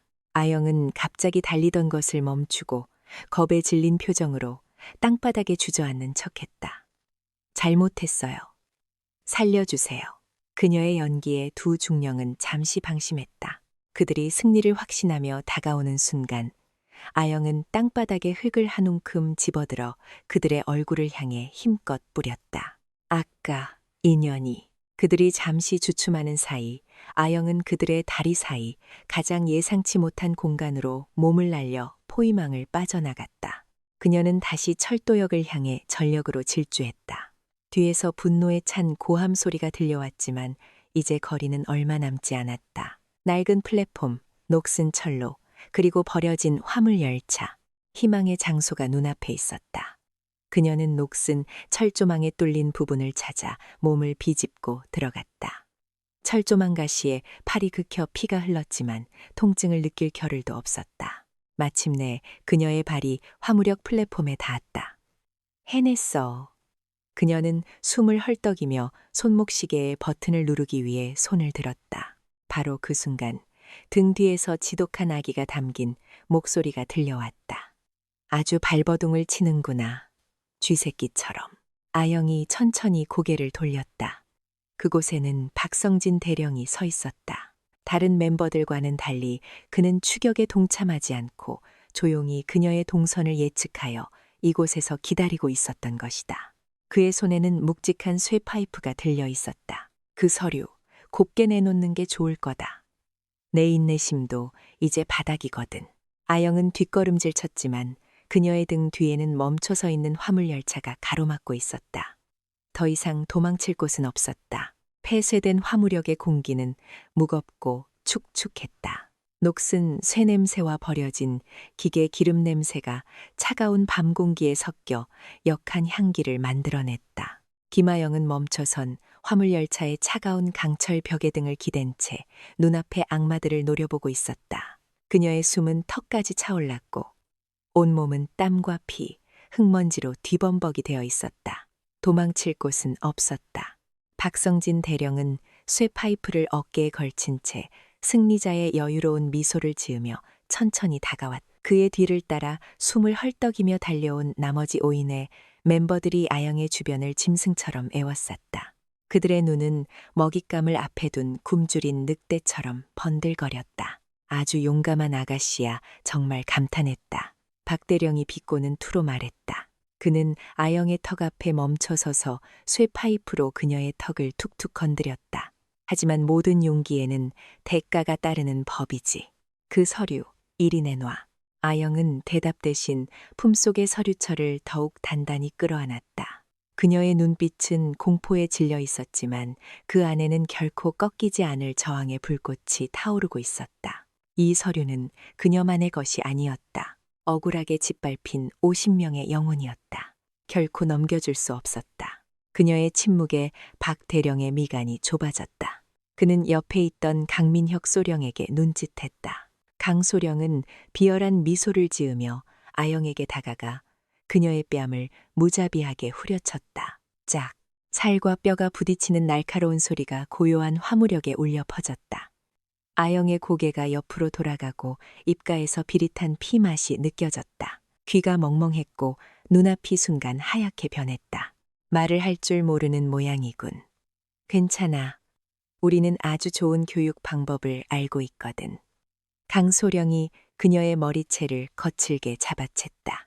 아영은 고통스러운 비명을 질렀다. 그는 아영의 품속에서 서류철을 억지로 빼앗아 들었다. 그리곤 마치 전리품처럼 박대령에게 건넸다. 박대령은 서류철을 받아들고는 만족스러운 듯 페이지를 몇 장 넘겨보았다. 바로 이거야. 우리의 모든 노력과 업적이 담겨 있는 판도라의 상자.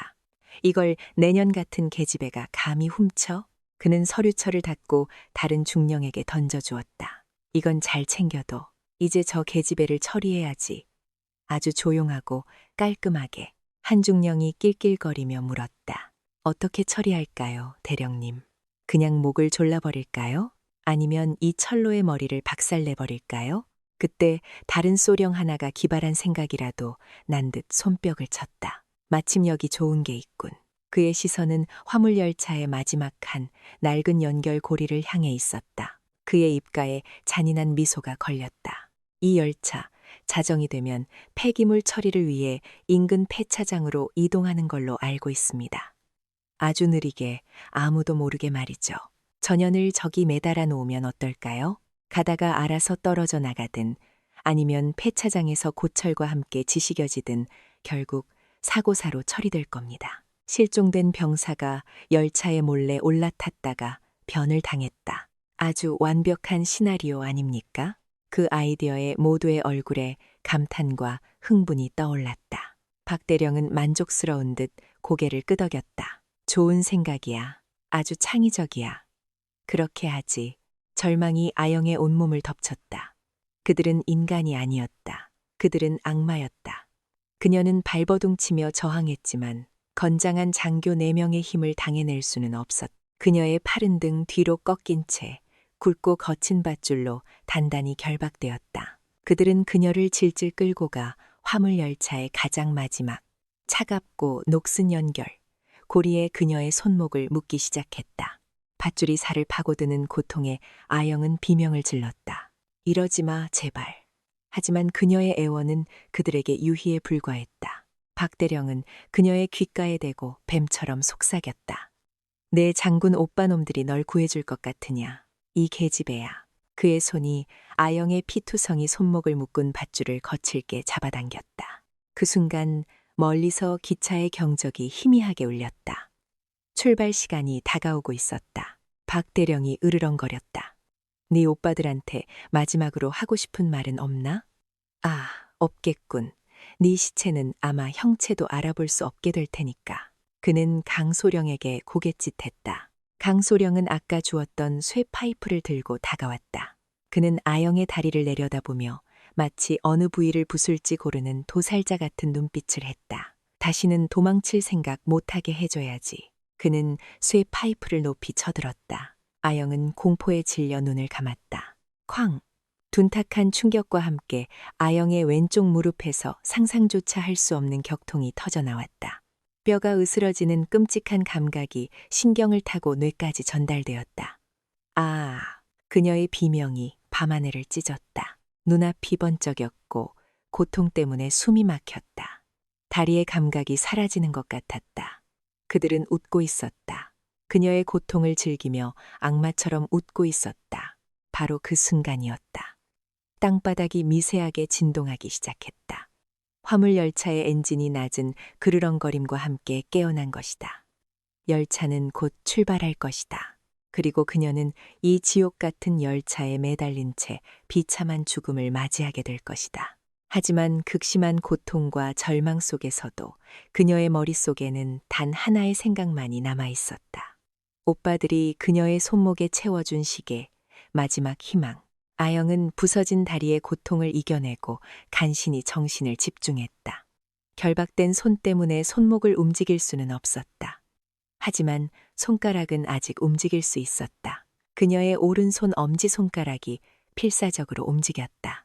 밧줄과 손목 사이의 좁은 틈을 비집고 시계 측면에 숨겨진 작은 비상 버튼을 더듬었다. 제발, 제발. 그녀의 손톱이 버튼의 표면에 닿았다. 그녀는 남아있는 모든 힘을 손가락 끝에 모았다. 덜컹, 그 순간 열차가 육중한 소리를 내며 천천히 움직이기 시작했다. 그녀의 몸이 앞으로 거칠게 쏠렸다. 묶인 팔이 빠져나갈 듯한 고통이 느껴졌다. 박대령과 그의 무리들은 그 모습을 보며 박장대소했다. 잘 가라, 김하영. 지옥에서 보자고. 그들은 돌아서서 어둠 속으로 사라졌다. 그들의 임무는 끝났고 이제 모든 증거는 저절로 사라질 터였다. 열차는 점점 속도를 높였다. 아영의 몸은 열차의 움직임에 따라 무력하게 끌려가며 자갈과 철로 위를 뒹굴었다. 온몸이 찢기고 부서지는 것 같았다. 의식이 점점 흐려졌다. 하지만 그녀의 엄지손가락은 포기하지 않았다. 마지막 남은 생명의 불꽃을 태우듯 그녀는 필사적으로 버튼을 향해 손가락을 뻗었다. 그리고 마침내 그녀의 손톱 끝이 버튼을 힘껏 누르는데 성공했다. 딸까, 아주 작고 희미한 소리. 그녀의 손목시계에서 누구의 눈에도 보이지 않는 아주 미세한 붉은 빛이 한번 깜빡였다. 그리고 그 신호는 밤하늘을 뚫고 대한민국에서 가장 강력한 3마리의 호랑이에게로 전송되었다. 아영의 눈이 천천히 감겼다. 그녀의 마지막 의식 속에는 자신을 향해 달려오던 새오빠의 얼굴이 아른거리고 있었다. 오빠, 김태준 군단장의 지휘통제실. 거대한 스크린에는 한반도 전역의 군사 상황이 실시간으로 표시되고 있었다. 하지만 그 순간 김태준, 지훈, 민우 3형제의 시선은 오직 책상 위에 놓인 작은 태블릿, PC 하나에만 고정되어 있었다. 화면에는 포항 해병대 사단의 위성 지도가 떠 있었고 그 위에서 아주 작은 붉은 점 하나가 깜빡이고 있었다. 그것은 김하영의 손목시계에서 발신된 비상 신호였다. 신호가 들어온 순간 세 남자의 표정에서 모든 감정이 사라졌다. 마치 폭풍 전야의 고요함처럼 그들의 얼굴은 차갑게 굳어졌다. 하지만 그 침묵 아래에서는 지축을 뒤흔들 만큼 거대한 분노의 화산이 폭발 직전의 상태로 들끓고 있었다. 태준이 가장 먼저 입을 열었다. 그의 목소리는 얼음 조각처럼 차갑고 날카로웠다. 민우, 예, 형님. 내 휘하에서 가장 날고기는 놈들로 한 팀 꾸려 5분 준다. 알겠습니다. 민우는 대답과 동시에 자리에서 튕겨나가듯 사라졌다. 그의 눈은 이미 피에 굶주린 맹수의 그것으로 변해 있었다. 태준은 지훈을 바라보았다. 지훈아, 예, 우리가 도착하기 전까지 그곳에서 개미 새끼 한 마리 빠져나가지 못하게 만들어. 필요하다면 발포 허가한다. 지훈은 말없이 고개를 끄덕였다. 그의 손은 이미 허리춤에 찬 권총 손잡이를 단단히 움켜쥐고 있었다. 태준은 마지막으로 통신장교를 향해 돌아섰다. 그의 목소리에는 이제 숨길 수 없는 살기가 묻어나왔다. 지금 즉시 군단 직할 항공대에 비상 출격 명령을 하달한다. 목표는 내 동생이 있는 곳이다. 5분 후 어둠이 내려앉은 군 비행장 활주로에 3대의 블랙호크 강습 헬기가 지축을 울리는 괴음과 함께 대기하고 있었다. 로터가 만들어내는 거대한 바람이 주변의 모든 것을 날려버릴 듯 휘몰아쳤다. 완전 무장한 특임대 최정예 요원들이 신속하게 헬기에 탑승했다. 그리고 그들의 가장 앞에 전투복으로 갈아입은 3명의 장군이 섰다. 그들은 더 이상 정장을 입은 사업가가 아니었다. 그들은 지옥의 사냥을 앞둔 3마리의 굶주린 호랑이였다. 헬기는 이륙과 동시에 미친 듯한 속도로 고도를 높였다. 포항의 야경이 순식간에 발 아래로 멀어졌다. 비행하는 동안 헬기 안에는 무거운 침묵만이 흘렀다. 모두가 알고 있었다. 이것은 단순한 구출 작전이 아니었다. 이것은 감히 장군의 가족, 호랑이의 새끼를 건드린 어리석은 자들에 대한 피해 복수극이었다. 한편 폐쇄된 화무력. 박성진 대령과 오인회는 승리의 축배를 들고 있었다. 그들은 훔친 서류처를 확인하며 자신들의 완벽한 범죄에 만족해하고 있었다. 김하영은 이제 곧 흔적도 없이 사라질 것이고 모든 것은 다시 원래대로 돌아갈 터였다. 역시 대령님이십니다. 아주 깔끔한 처리였습니다. 강민혁 소령이 아첨을 떨었다. 박 대령은 위스키병을 들어올리며 웃었다. 이제 우리 세상이야. 감히 우리에게 덤빈 대가가 어떤 것인지 그 장군놈들도 뼈저리게 느끼게 되겠지. 자, 우리의 성공을 위하여 그들이 잔을 부딪히려던 바로 그 순간이었다. 두두두두. 아주 멀리서 익숙하면서도 불길한 소리가 들려오기 시작했다. 밤하늘을 찢는 헬리콥터의 로터 소리. 그들은 순간 서로의 얼굴을 쳐다보았다. 설마, 아니야, 있을 수 없는 일이야. 하지만 소리는 점점 더 커졌고 이내 세 개의 거대한 강철매가 탐조등을 환하게 밝히며 그들의 머리 위 상공에 나타났다. 블랙호크 헬기였다. 헬기는 착륙조차 하지 않았다. 상공 10m 지점에서 연문이 열리고 검은 그림자들이 밧줄을 타고 지상으로 비처럼 쏟아져 내렸다. 순식간에 오인회는 완전 무장한 특임대원들에게 완벽하게 포위되었다. 그리고 마지막으로 3명의 남자가 헬기에서 뛰어내렸다. 그들은 어둠 속에서 천천히 걸어 나왔다. 탐조등의 역광을 등지고 선 그들의 모습은 마치 지옥에서 올라온 복수의 화신들 같았다. 박성진 대령의 얼굴이 공포로 하얘졌다. 김태준. 태준은 아무 말 없이 움직이는 화물 열차를 향해 시선을 돌렸다. 그리고 그의 눈은 열차 마지막 칸에 매달려 피투성이가 된 채 끌려가고 있는 작고 가녀린 형체를 발견했다. 그 순간 김태준의 이성이 끊어졌다. 그것은 인간의 외침이 아니었다. 모든 것을 파괴하려는 야수의 포효였다. 그는 총을 뽑을 생각조차 하지 않았다. 그는 미친 듯이 달리기 시작했다. 움직이는 열차를 향해. 형님, 지훈과 민우가 그의 뒤를 따랐다. 특임대원들은 그들의 지휘관이 직접 적진으로 뛰어드는 모습에 경악했지만 누구도 감히 막지 못했다. 박성진 대령은 공포에 질려 소리쳤다. 쏴, 버려, 저놈들을 죽여. 하지만 그의 명령에 따를 수 있는 사람은 없었다. 왜냐하면 지훈과 민우가 이미 그들 앞에 도달했기 때문이다. 민우는 가장 먼저 2명의 소령에게 달려들었다. 그는 특전사장교 출신답게 빠르고 저돌적인 움직임을 보였다. 그는 한 소령의 얼굴에 주먹을 날리는 동시에 몸을 회전시켜 다른 소령의 관자놀이에 발차기를 꽂아 넣었다. 퍽, 퍽. 둔탁한 소리와 함께 2명의 장교는 비명조차 지르지 못하고 쓰러졌다. 그의 움직임은 마치 폭풍과도 같았다. 지훈은 2명의 중령을 상대했다. 그의 움직임은 민우처럼 화려하지 않았지만 훨씬 더 치명적이고 효율적이었다. 그는 군단 유도 유단자였다. 그는 한 중령이 휘두르는 주먹을 가볍게 흘려보내며 그의 팔을 꺾었고 그대로 땅바닥에 내다 꽂았다. 다른 중령이 덤벼들자 그는 몸을 낮춰 상대의 중심을 무너뜨린 뒤 무릎으로 명치를 가격했다. 컥 하는 신음과 함께 거구의 중령이 거품을 물고 쓰러졌다. 그의 움직임은 흐르는 물과도 같았다. 이제 남은 것은 박성진 대령뿐이었다. 그는 떨리는 손으로 권총을 뽑아들었다. 하지만 그가 총구를 돌리기도 전에 열차를 향해 달려가던 김태준이 어느새 방향을 틀어 그의 앞에 서 있었다. 태준의 눈은 붉게 충혈되어 있었다. 그는 아무 말도 하지 않았다.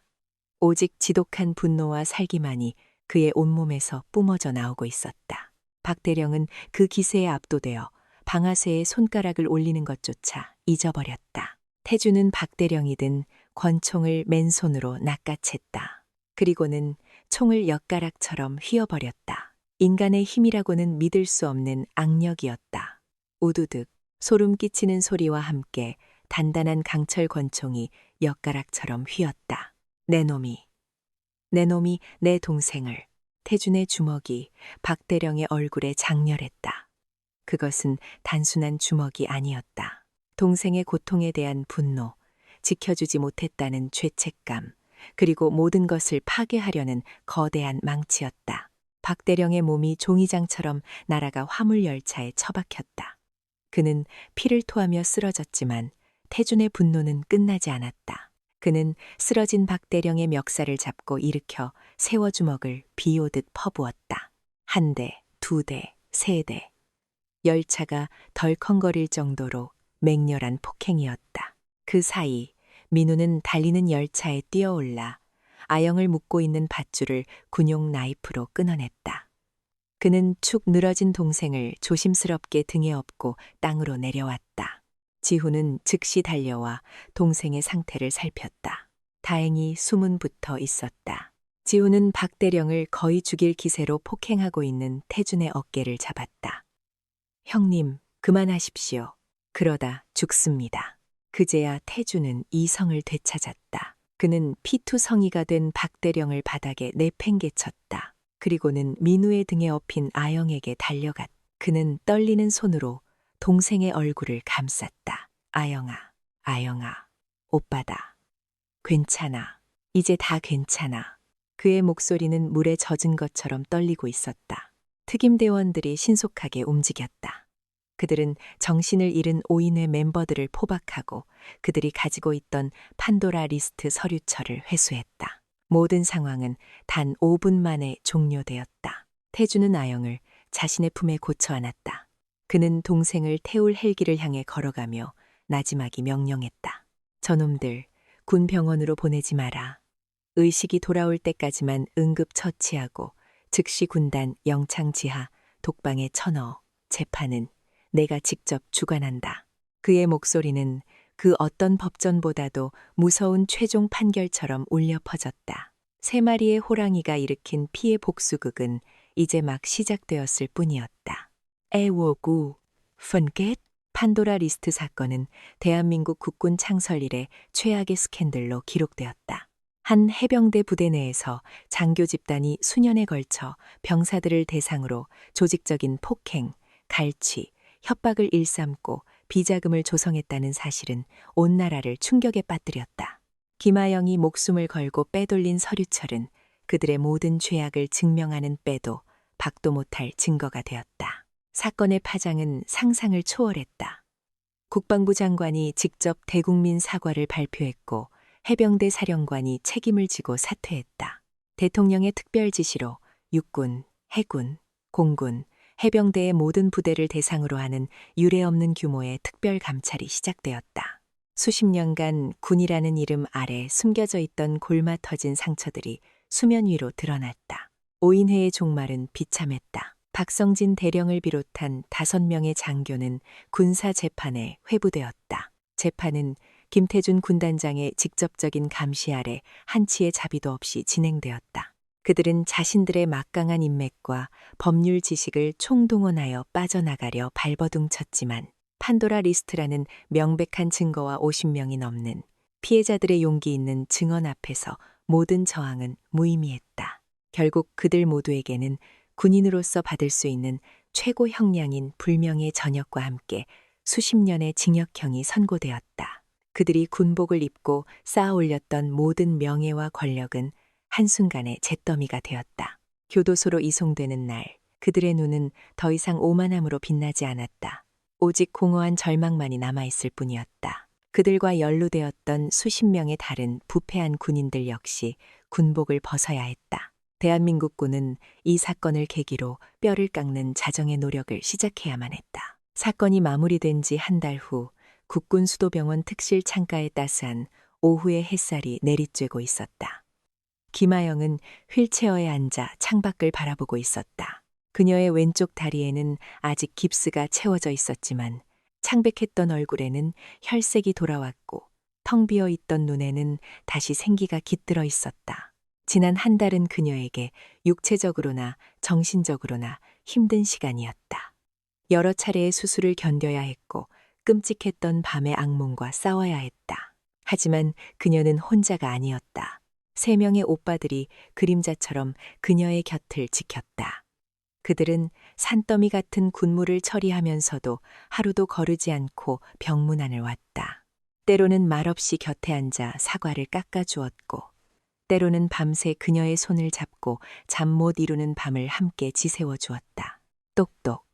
병실 문을 노크하는 소리와 함께 3명의 오빠들이 안으로 들어왔다. 그들의 손에는 아영이 좋아하는 과일과 간식이 한가득 들려 있었다. 그들의 얼굴에는 이제야 안도와 평온의 미소가 걸려 있었다. 민우가 가장 먼저 달려와 아영의 휠체어 옆에 쪼그려 앉았다. 우리 막내, 오늘 컨디션은 좀 어때? 의사 선생님이 이제 곧 걸음마 연습 시작해도 된대. 그의 목소리는 장난기 가득했지만 아영의 다리를 바라보는 눈빛에는 애틋함이 서려 있었다. 지훈은 묵묵히 과일을 깎아 아영의 입에 넣어 주었다. 그의 무뚝뚝함 속에는 세상 누구보다 깊은 다정함이 숨어 있었다. 마지막으로 태준이 아영의 어깨를 부드럽게 감싸 안았다. 미안하다, 아영아. 오빠들이 너를 지켜주지 못해서. 그의 목소리는 죄책감으로 무겁게 가라앉아 있었다. 3명의 장군, 수십만 대군을 호령하는 그들이었지만 사랑하는 막내 동생이 겪은 고통 앞에서는 그저 무력한 오빠일 뿐이었다. 그때 아영이 조용히 고개를 저었다. 그녀는 오빠들을 한 명 한 명 바라보며 맑고 힘있는 목소리로 말했다. 아니야, 오빠. 오빠들이 나를 지켜줬어. 마지막 순간에 나를 구하러 와준 건 오빠들이었잖아.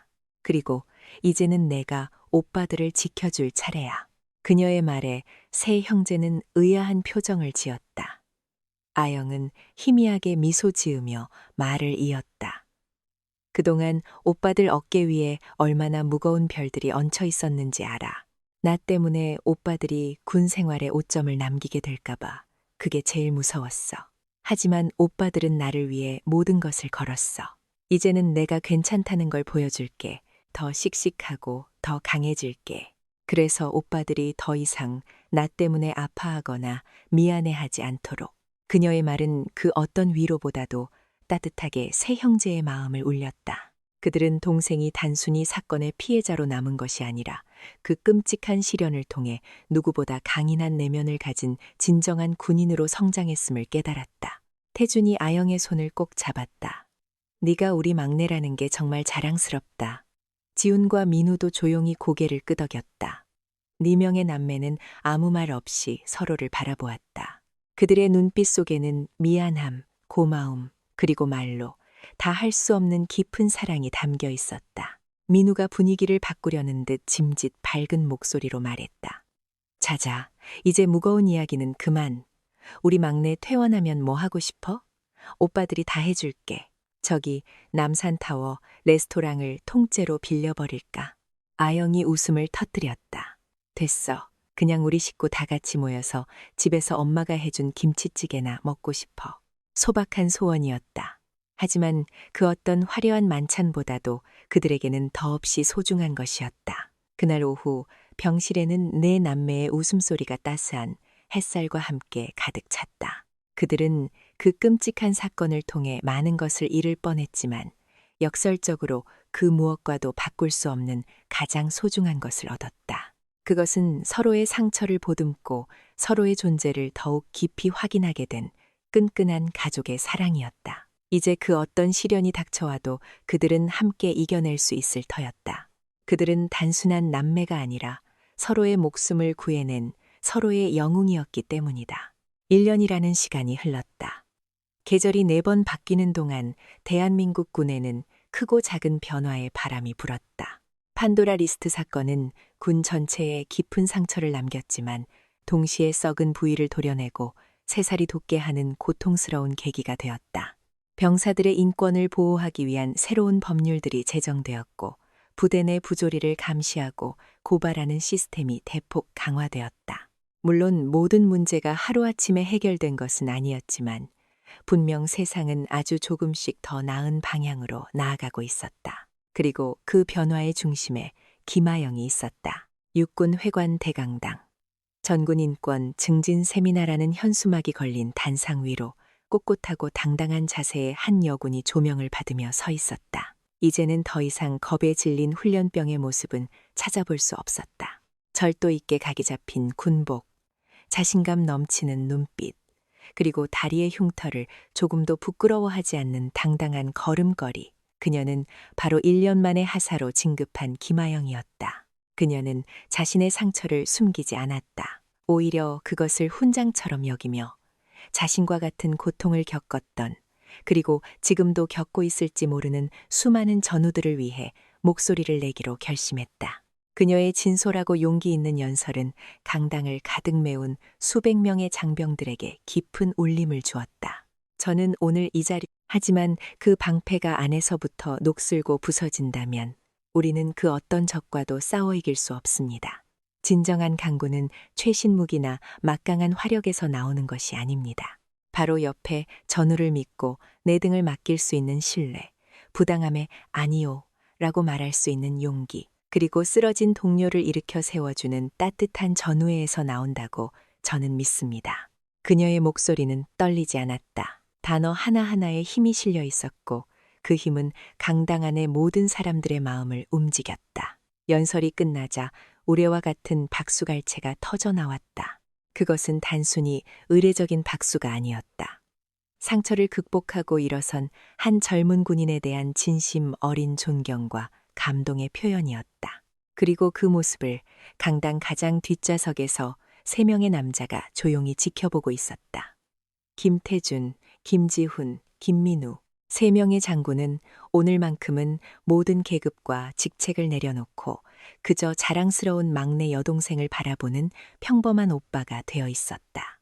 그들의 군복 어깨 위에는 여전히 대한민국 육군의 하늘을 상징하는 별들이 빛나고 있었지만 그들의 시선은 오직 단상 위의 작은 여동생에게만 고정되어 있었다. 그들의 눈가에는 희미한 물기가 어려 있었다. 세미나가 끝나고 아영은 쏟아지는 격려와 인사를 받으며 강당을 빠져나왔다. 그녀는 인파 속에서도 한눈에 오빠들을 발견하고는 환한 미소를 지으며 그들에게 달려갔다. 오빠들, 와줬구나. 민우가 가장 먼저 동생을 와락 끌어안았다. 야, 김아영 하사님, 연설 한번 끝내주던데? 완전 스타인 줄 알았잖아. 지우는 말없이. 하지만 그 누구보다 따뜻한 눈빛으로 아영의 머리를 쓰다듬어 주었다. 그의 손길 하나에 모든 격려와 자랑스러움이 담겨 있었다. 마지막으로 태준이 동생의 어깨를 잡고 그녀의 눈을 똑바로 바라보았다.